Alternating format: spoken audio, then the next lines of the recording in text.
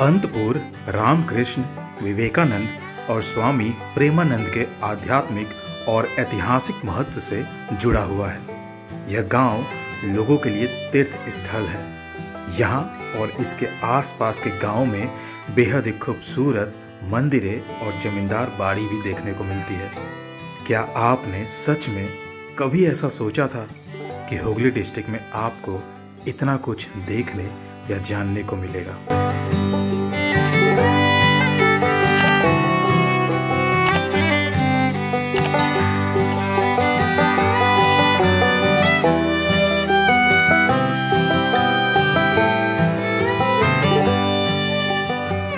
नमस्कार, हेलो बंधुओं, स्वागत है आप सबका घर बैठे पूरा वेस्ट बंगाल देखो सीरीज़ के फिर से एक नया एपिसोड में। और अभी हम लोग वेस्ट बंगाल के हुगली डिस्ट्रिक्ट एक्सप्लोर कर रहे हैं। और आज हम लोग हुगली के फिर से हरिपाल स्टेशन आ गए हैं, क्योंकि यहाँ से बहुत दूर एक गांव है, उस गांव में जाने वाले हैं। तो चलिए फटाफट से पहले बस पकड़ते हैं और उसके बाद हम लोग बात कंटिन्यू करेंगे। तो बस से करीब 40 मिनट लगेगा और आपको यहाँ पर तोरार मोड़ पर उतरना पड़ेगा। यहाँ से आतपुर गाँव बस 600-700 मीटर की दूरी पर है। तो यहाँ से हम लोग आतपुर गांव के लिए ये रास्ता पकड़ते हैं। और चलिए अब आतपुर में जाकर आपको घुमाते हैं कि यहाँ क्या है जो आपको इतना दूर लेकर आए हैं। पर क्यों ना आतपुर के बारे में पहले कुछ जान लिया जाए और फिर यहाँ को एक्सप्लोर करना हम लोग शुरू करेंगे। अंतपुर भारतीय राज्य पश्चिम बंगाल के हुगली जिले में एक गांव है। अंतपुर हर साल भूत चतुर्दशी तिथि पर बोरो माह काली पूजा के लिए प्रसिद्ध है, जब लाखों भक्त त्योहार के लिए गांव में इकट्ठा होते हैं। यह पूजा 350 से 400 साल पुरानी बताई जाती है। बोरो माँ को अंतपुर की रक्षक माना जाता है, जिसकी कहानी आपको आगे वीडियो में जरूर बताएंगे। वैसे अंतपुर में राधे गोविंद जी का मंदिर प्रसिद्ध है, जिसमें टेराकोटा की उत्कृष्ट नक्काशी की गई है। यहीं पर स्वामी विवेकानंद ने 1886 में सन्यासी की शपथ ली थी। पहले अंतपुर 1892 में स्थापित एक निजी रेल सेवा मार्टिन लाइट रेलवे के हावड़ा, आमता, सेहाखाला, चापाडांगा नैरो गैज मार्ग पर एक स्टेशन था। 1971 में रेल कंपनी बंद हो गई और उसके बाद धीरे धीरे गांव में पर्यटकों का प्रवाह कम हो गया। तो चलिए जान लेते हैं कि हम लोग यहाँ पर आ कैसे सकते हैं। यहाँ आने के लिए आपको हावड़ा तारकेश्वर रूट के हरिपाल रेलवे स्टेशन उतरना होगा और वहाँ से बस या टेकर के जरिए अंतपुर पहुँच सकते हैं, और या फिर अहिल्याबाई होलकर रोड, जिसे स्टेट हाईवे 15 भी बोला जाता है, उसके जरिए भी अंतपुर से कनेक्ट हो सकते हैं। तो चलिए अब आतपुर को एक्सप्लोर करना शुरू करते हैं। आतपुर गांव में एंटर कर चुके हैं। 500-600 मीटर के बाद ही यहाँ का जो खूबसूरत नज़ारा है वो हम लोग को दिखना शुरू हो जाएगा। और इस गांव में बहुत कुछ है, इसलिए स्पेशली इस गांव के लिए एक दिन हमको निकालना पड़ा। तो चलिए गांव के अंदर पहुँचते हैं और जो जो नज़ारा दिखेगा वो आपके सामने पेश तो जरूर करेंगे। यह है आतपुर हाई स्कूल और इसे 1863 में इस्टेब्लिश किया गया था। अब सोच रही स्कूल कितना पुराना है यहाँ पर। जैसा कि आप शुरुआत ही देख लिए हैं, गांव में इंटर करते ही एक ऐसा स्कूल जिसका इस्टेब्लिशमेंट ईयर दिखा रहा है 1863। तो सोचिए इस गांव में हमें और क्या क्या मिलने वाला है।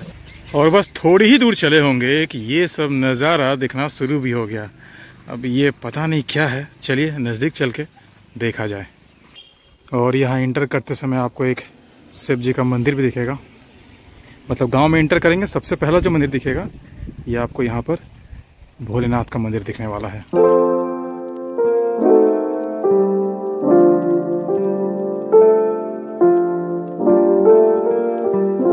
और यहाँ से जो है जो रामकृष्ण मठ आतपुर का जो गेट है, एंट्रेंस है, यहीं से है। बेलूर मठ ब्रांच, जो बेलूर में रामकृष्ण मठ है, उसी का ये एक ब्रांच यहाँ पर खोला गया है। और इसके पास में यहाँ पर आपको ऑफिस भी दिख जाएगा।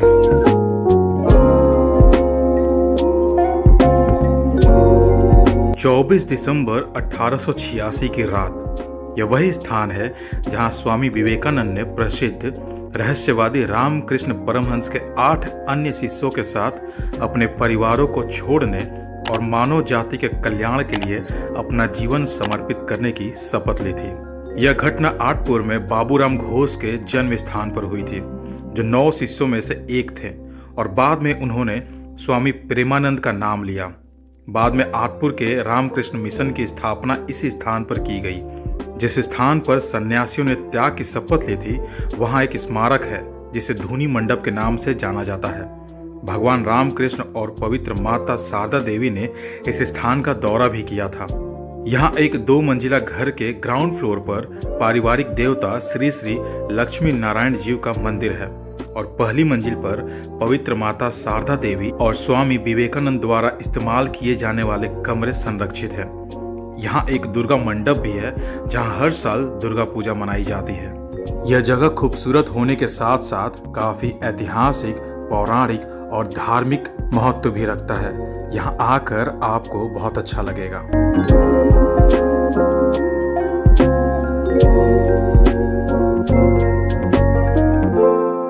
सड़कें बहुत अच्छी बनी हुई है, फुटपाथ भी बने हुए हैं, मतलब बाकायदा एक बहुत ही सुंदर सा ऑर्गेनाइज्ड वे में एक शहर को इस गांव में बसाया गया है। बेहतरीन लग रहा है। यहाँ पर सेम रास्ते को पकड़ के सीधा आते गए तो यहाँ पर रामकृष्ण मंदिर देखने को मिलेगा हम लोग को, और यही वो एरिया है।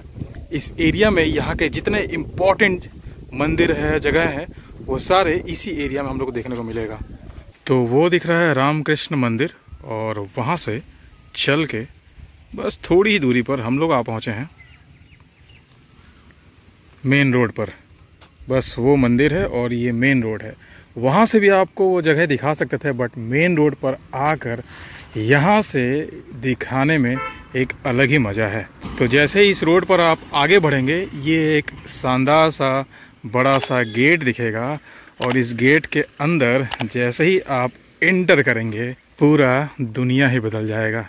वो एक है ना, वक्त बदल गए, जज्बात बदल गए, 2 सेकंड नहीं लगेंगे और आपको लगेगा कि ये कहाँ आ गए भाई साहब। अब यहाँ पर आप माहौल देखिए, ये देखिए, ये रास मंच बना हुआ है, और इसके बाद यहाँ पर सिर्फ और सिर्फ मंदिर ही मंदिर आपको दिखेगा। बेहतरीन लग रहा है ये। ऐसा लग रहा है एक मतलब स्वर्ग लोक में आ गए क्या, ऐसा ये महसूस हो रहा है। जिधर देखेंगे उधर सुंदर सुंदर बस मंदिर ही मंदिर दिख रही है।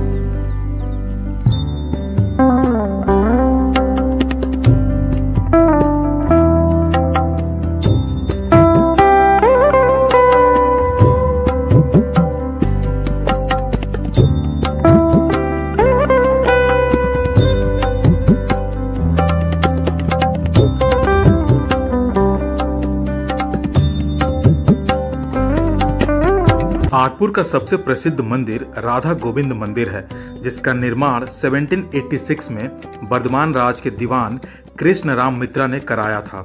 मंदिर का निर्माण बंगाल में संस्कृति के परिवर्तन के दौरान किया गया था, क्योंकि यह मुगल साम्राज्य का अंत और ब्रिटिश साम्राज्य की शुरुआत थी। इस प्रकार इस मंदिर की टेराकोटा पट्टिकाएं हिंदू प्रतीकात्मकता के साथ साथ यूरोपीय जीवन शैली को भी दर्शाती है। इस परिवर्तन को दिखाने वाले अन्य मंदिरें भी हैं, लेकिन शायद किसी में राधा गोविंद मंदिर जैसी रूपांकनों की विविधता नहीं है। इस परिसर में एक चंडी मंडप भी है, जिसके भीतरी हिस्से में कुछ उत्कृष्ट लकड़ी का काम है, जो पारंपरिक बंगाली वास्तुकला शैली में बना एक मंडप है। यह एक उल्टी नाव जैसा दिखता है। अंदरूनी भाग बंगाल की पारंपरिक लकड़ी की कारीगरी का आभास देता है, क्योंकि इसमें देवी दुर्गा, काली और जगधात्री की लकड़ी की मूर्तियां देखी जा सकती है। परिसर के बाहर एक अष्टकोणी रास मंच और एक चौकोर डोल मंच भी है, और यहाँ 5 अन्य मंदिरें भी हैं, जिनके नाम है गंगाधर, फुलेश्वर, रामेश्वर, जलेश्वर और वाणेश्वर।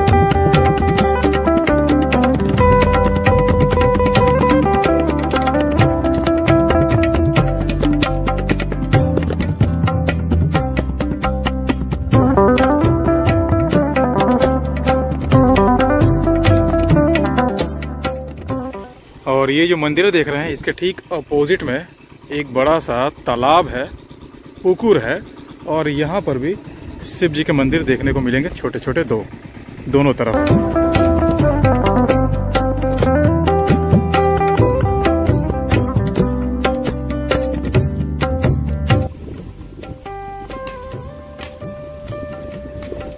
बहुत ही बड़ा सा तालाब है और बहुत ही बेहतरीन हवा चल रहा है यहाँ पर। तो यहाँ जो सुकून मिल रहा है क्या ही बताएं। इतना धूप गर्मी में इस पानी के सामने से जो ठंडा ठंडा हवा आ रहा है, बेहतरीन लग रहा है। इतना सुंदर सा नज़ारा और इतना सुंदर सा हवा, यहाँ सब जाने का मन नहीं कर रहा है।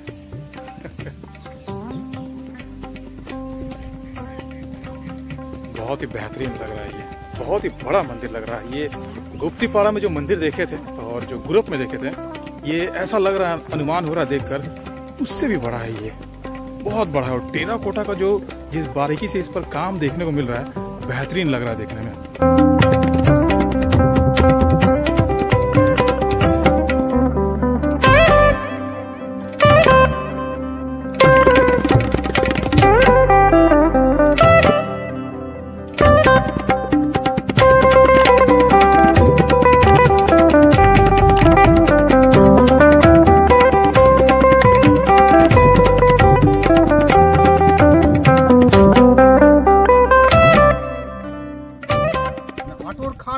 জমি মানে মুসলিম রাজা ছিল।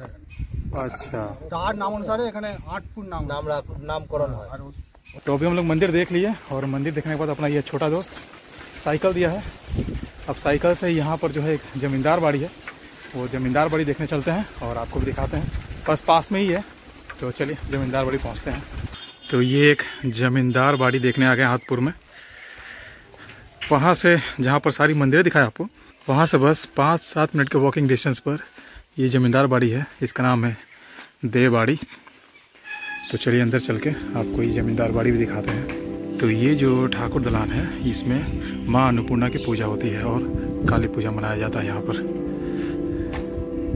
अच्छे कंडीशन में, अच्छी स्थिति में इसको रखा गया है, पेंटिंग करके और सही से रखा गया। बेहतरीन लग रहा है देखने में। ये है अपना दोस्त जिसने साइकिल पर लिफ्ट दिया, सुंदर लग रहा है ये।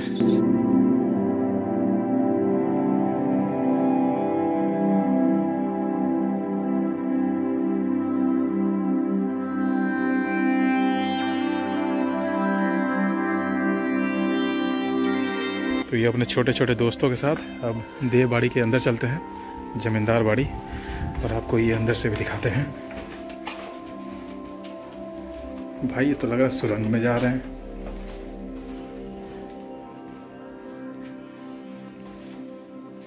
ये है जमींदार बाड़ी का अंदर से कुछ नज़ारा ऐसा है।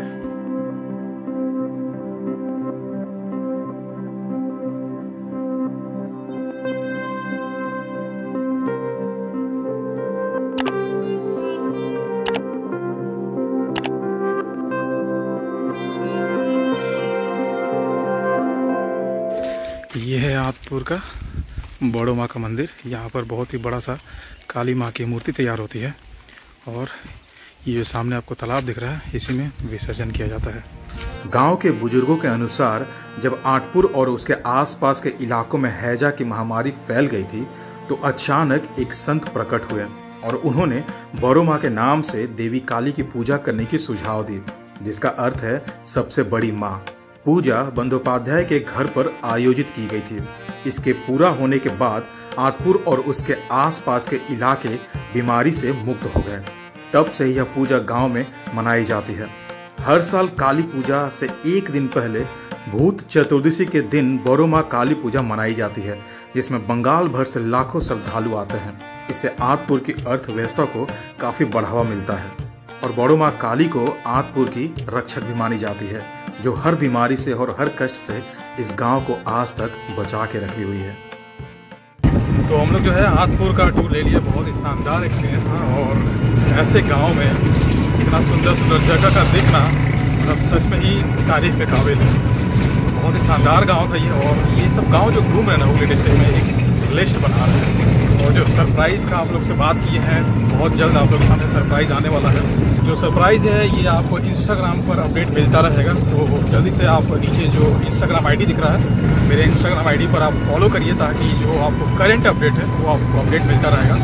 तो फिलहाल आठपुर से जो है हम जांगीपाड़ा आए। जांगीपाड़ा से फिर वहाँ से 3-4 गांव और है जिस गांव हम लोग जाने वाले हैं। बट इन सब गाँव में क्या है कि वैसा कुछ रूट नहीं है, मतलब डायरेक्ट ट्रांसपोर्टेशन नहीं है एक गांव से दूसरे गांव जाने के। ये गांव बहुत दूर दूर पर है, कोई 6 किलोमीटर, कोई 8 किलोमीटर, कोई 10 किलोमीटर। और एक गांव तक अगर यहाँ से हम चले भी जाएँ, जांगीपाड़ा मेन सेंटर पॉइंट है, यहाँ से अगर एक गांव पर चले भी जाएँ तो फिर वहाँ से दूसरा गांव जाना बहुत डिफिकल्ट हो जाएगा। तो हमने क्या किया, एक टोटो रिजर्व कर लिया है।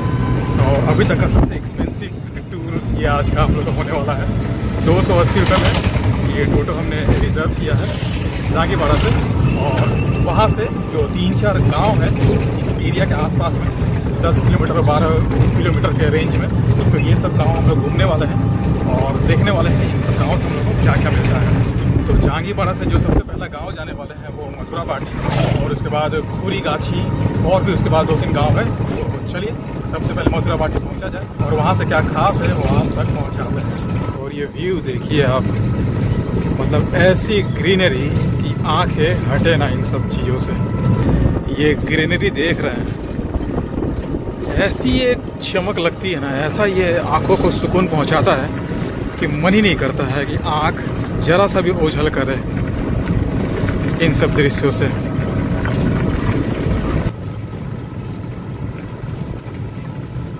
तो ये आगे हम लोग मथुरा बाटी में, और ये यहाँ पर एक शानदार सा जमींदार का घर है। इसमें दुर्गा पूजा मनाया जाता है, दुर्गा पूजा किया जाता है। यहाँ पर देखिए सामने में लिखा हुआ है मथुरा बाटी। तो चलिए अंदर चल के आपको यहाँ का सैर कराते हैं। ओ भाई साहब, ये तो बेहतरीन लग रहा है देखने में। ये जमींदार बाड़ी पता है किसका है? चारुचंद्र बिस्वास का, जो आजाद भारत के पहले minister of law and justice थे। इन्होंने अपने करियर की शुरुआत कलकत्ता हाई कोर्ट में एक वकील के रूप में की थी। शाही ब्रिटिश सरकार ने उन्हें 1931 के बर्थडे ऑनर्स लिस्ट में Companion of the Order of the Indian Empire नियुक्त किया।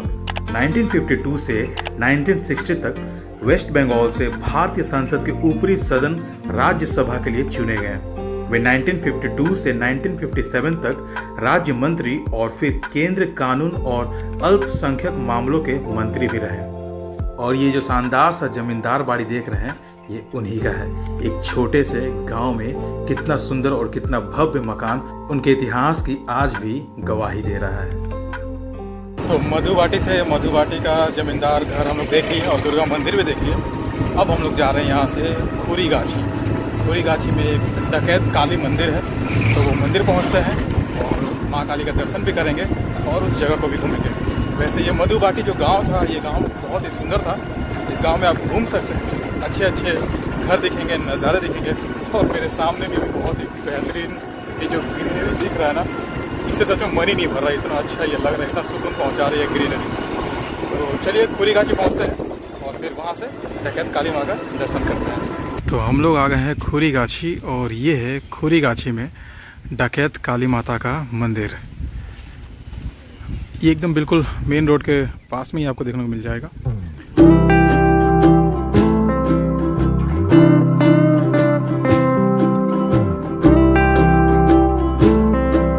ডাকাতরা রাতারাতি বর্ধমান মহারাজার ওখান থেকে ঠাকুরটা চুরি করে নিয়ে চলে এসেছিল। চুরি করে নিয়ে এসেছিল ডাকাত লোক? ডাকাতরা আচ্ছা, ডাকাতি করতে পারেনি, সে সব সময় বাধা দিচ্ছিল, সেই জন্যে তাকে মানে জাগিয়ে তুলে নিয়ে নৌকা করে চলে এসেছিল। তখন এই যে এই পাশে একটা নদী আছে, ওই নদীটা দিয়ে কানা দামোদর হ্যাঁ নিয়ে এসে রেখে দিয়েছিল। তারপরে রায়বাগিনী প্রতিষ্ঠা করে মন্দির তৈরি।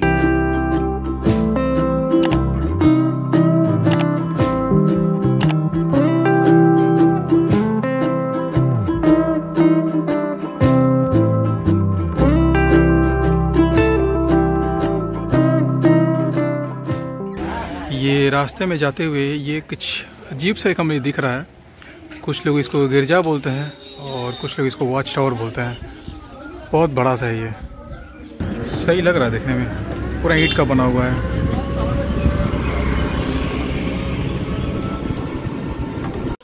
तो अभी हम लोग आ चुके हैं दक्षिण दोगछिया गांव में, और ये है हाजरा बाड़ी का दुर्गा मंदिर। ये भी एक दुर्गा दलान है, बहुत ही सुंदर सा है। कंडीशन यहाँ का बहुत सही नहीं है, बट बेहतरीन लग रहा है देखने में। गाँव के जो जमींदार थे वो थे श्री राखल राज हाजरा, और उन्हीं के द्वारा ये यहाँ पर दुर्गा दलान बनाया हुआ था। अभी कितना सुंदर सा आपको एक दुर्गा दलान दिखाएं, जमींदार बाड़ी दिखाएं, और उसके बाद आप ये देखिए किस अवस्था में ये है। और ऐसा नहीं कि यहाँ पे कुछ होता नहीं है, यहाँ पर दुर्गा पूजा मनाया भी जाता है। बहुत बेहतरीन तरीके से यहाँ पर दुर्गा पूजा होता है, सब पूजा किया जाता है। बट सामने में देखिए कितना अच्छा से इसको सेट लगा कर, टाइल्स लगा कर बनाया गया है। बट इस धरोहर को किस कंडीशन में रखा गया है। और इस दुर्गा दलान के पीछे में और भी सुंदर सुंदर मंदिर हम लोग को देखने को मिलेंगी। ये है नारायण भगवान का मंदिर। আমাদের পূর্বপুরুষরা বাউন সমেত দ্বাররক্ষক ছিল, নিয়ে পালিয়ে এসেছিল বাউন সমেত। ওখানকার মহারাজ বলেছিল যেখানে মানে খাজনার জন্য জমি জায়গা তোমাদের জমি জায়গা দিয়ে বলে না, আমাদের তখন মতো দাপট দারুণ, আমরা দান নেব। আমাদের অনেক পূর্বপুরুষ আগে, আজ ধরুন তার 400 বছর হবে। और ये यहाँ पर एक शिव जी का मंदिर है।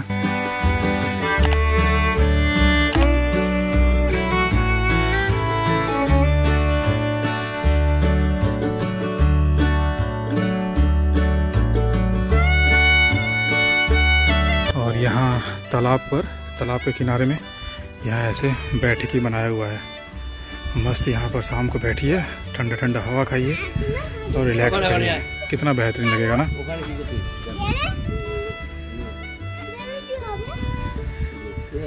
तो अभी जो हम लोगों ने मंदिर देखा, ये दक्षिण दोगछिया गांव है। उस मंदिर में ये इतना पुराना, इतना प्राचीन मंदिर हम लोग को देखने को मिला। बहुत ही बेहतरीन लगा देख कर। ये हम तो सिर्फ दुर्गा दलान के बारे में हमें पता था, तो वही देखने आए थे, बट उसके पीछे इतना कुछ है ये पता नहीं था। आशा करते हैं आप लोगों को भी अच्छा लगा होगा। तो चलिए अब यहाँ से आज के लास्ट गांव में चलते हैं और फिर वहाँ से देखते हैं क्या मिलता है हम लोग देखने के लिए।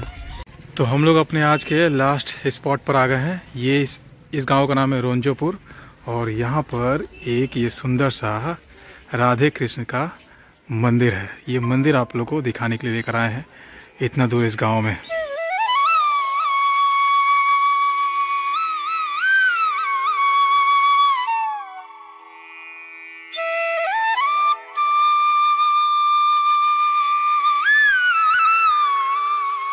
बहुत ही बड़ा सा ये मंदिर बना हुआ है, बेहतरीन लग रहा है इतना दूर एक गांव में। और ये इस पोर्शन का हुगली डिस्ट्रिक्ट का लास्ट गांव है। इसके बाद आपका हावड़ा डिस्ट्रिक्ट स्टार्ट हो जाता है। ये अपने टोटो वाले भाई साहब है, ये भी मेरे साथ साथ गांव घूम रहे हैं। ये आसपास में ही रहते हैं, बट फिर भी इन सब गांवों के बारे में इनको पता नहीं था यहाँ पे ये चीज़ है।